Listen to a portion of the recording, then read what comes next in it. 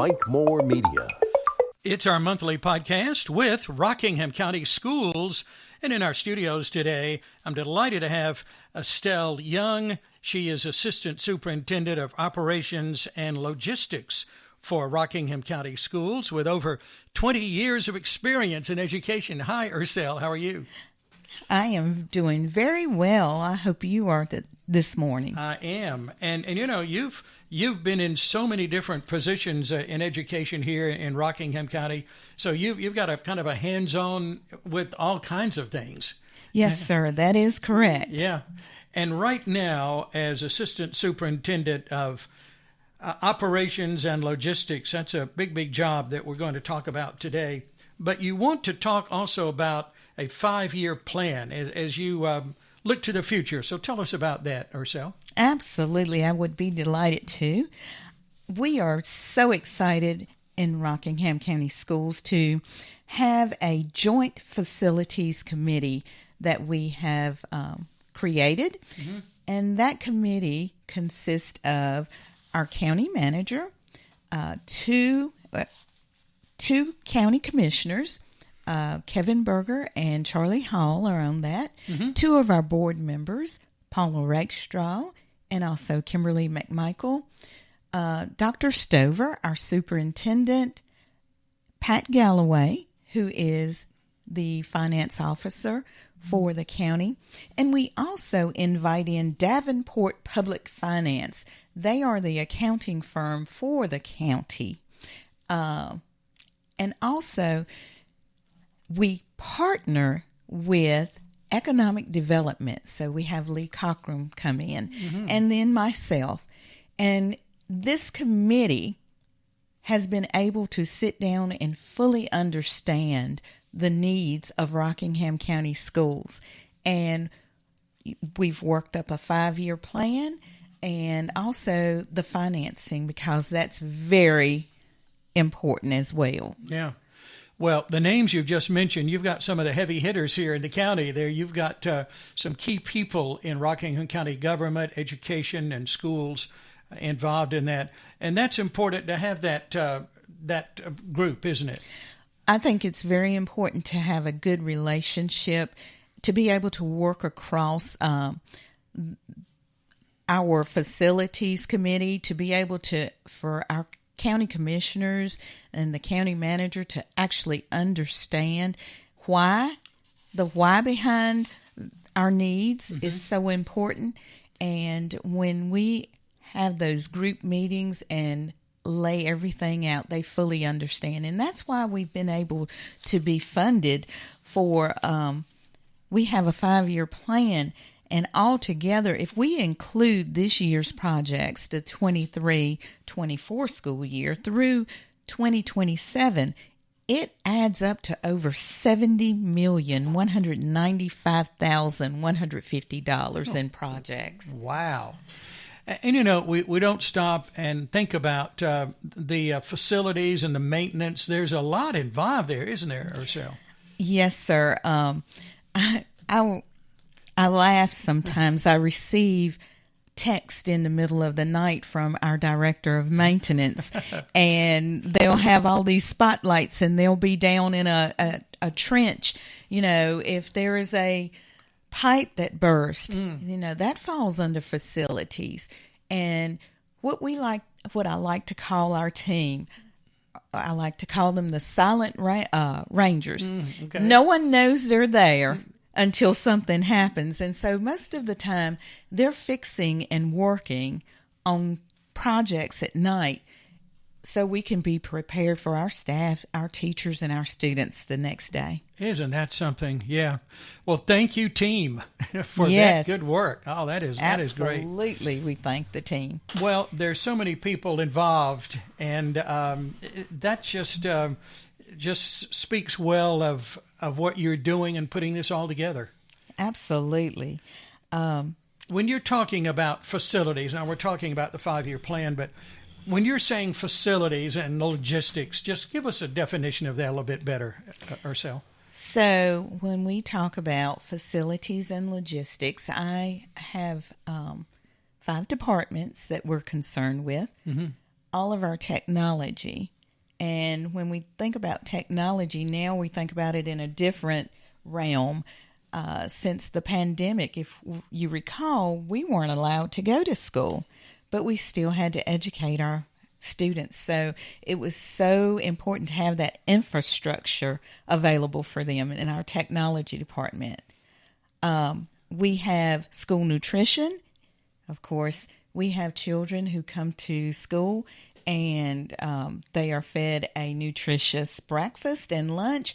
And now we're also so proud that we are able to feed every one of our students breakfast and lunch at no cost to them. And that's a lot of students, too. It's 11,000 students, right? I was going to ask you there, but 11,000 students. Right, a little over 11,000. Yeah. And feeding them at no cost. At no cost.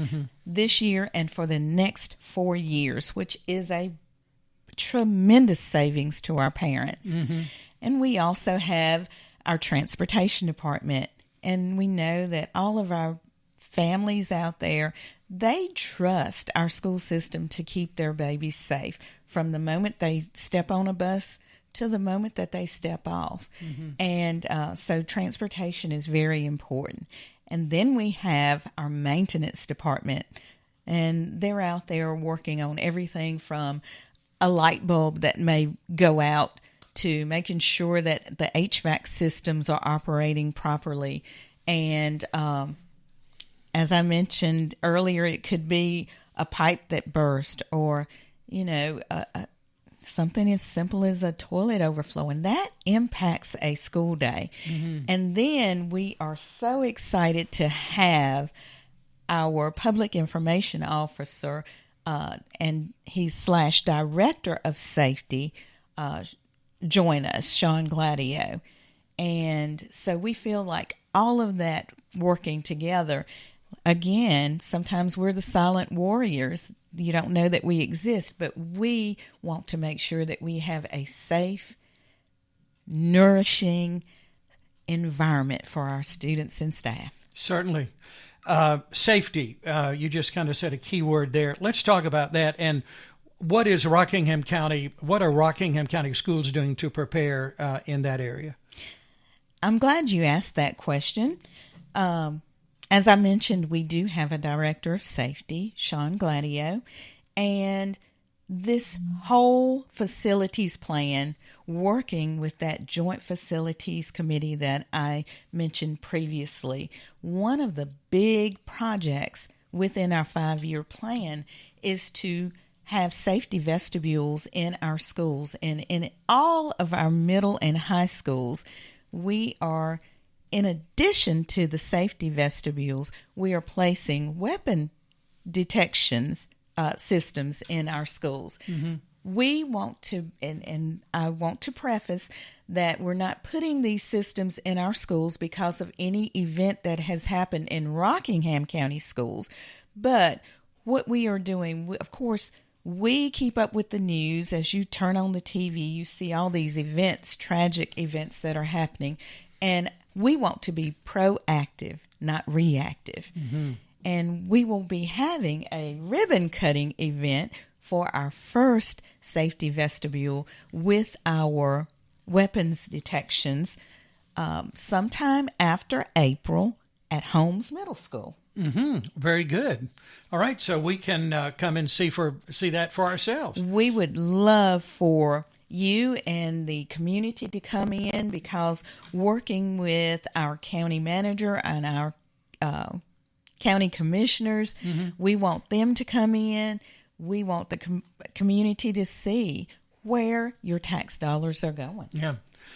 It's the times we're living in. We have to do this, don't we? We do have to. It's unfortunate. However, we want to make sure, again, that we are keeping our students and our staff as safe as possible. Yeah. I know Eden Police Department this month, every Monday in February, they're having drills, training, kind of a FEMA-related thing at Draper Elementary School, just being there on site and making sure they're prepared in an event of something like that, too. Absolutely. And, it's just like at your home, you should prepare where you're going to meet in the event of a fire. Mm-hmm. We have to go through those drills in our school system as well. Before we started the podcast, Ursel, you were telling me about a recent situation where you were hosting a school and you had some security measures in place. And share that with us, please. Absolutely. What I had shared with you is that, of course, our Reidsville High School football team won their 23rd championship in the year of 2023. And as we were preparing for that big game within that championship area, we knew that we would have so many fans coming into that stadium until we wanted to make sure that we had all kinds of safety measures in place. We made sure that we partnered again with our police departments.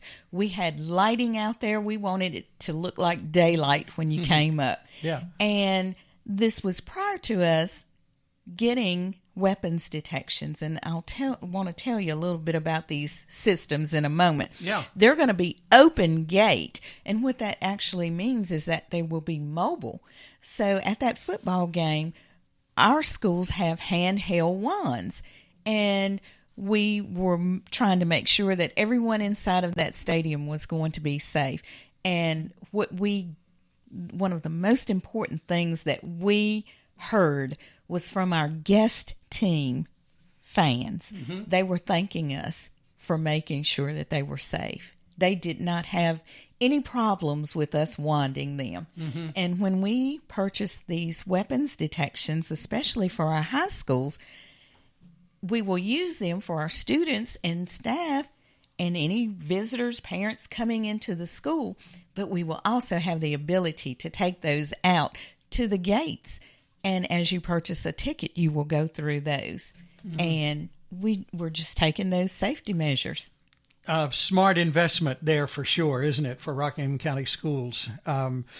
We all recognize how important that is. Absolutely. For sure. Yeah. We have just a couple of minutes left. Ursel, anything you'd like to add before we wrap up?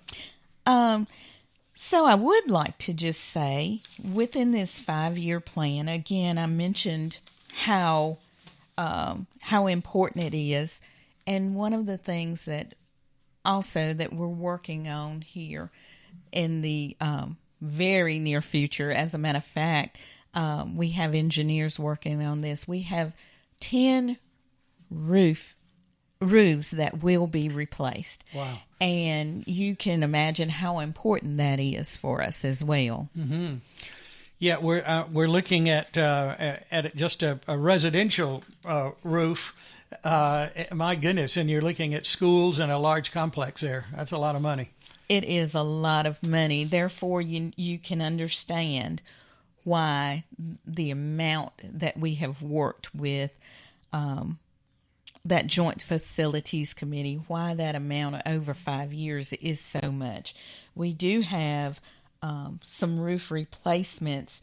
We have one that is over $1 million to replace a roof. And then if you look at the surface area of, say, a Dalton McMichael High School, you're looking at over a $2 million project. Yeah. So we are so thankful to have the partnership that we do.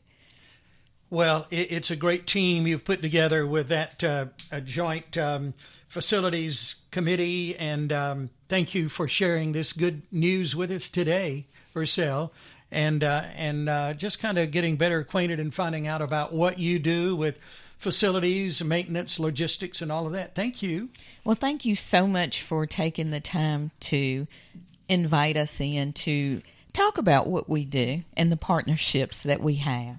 Thanks for your support of Rockingham County Schools. Good way to keep right up to the minute on what's happening is their Facebook page, of course, and that's Rockingham County Schools.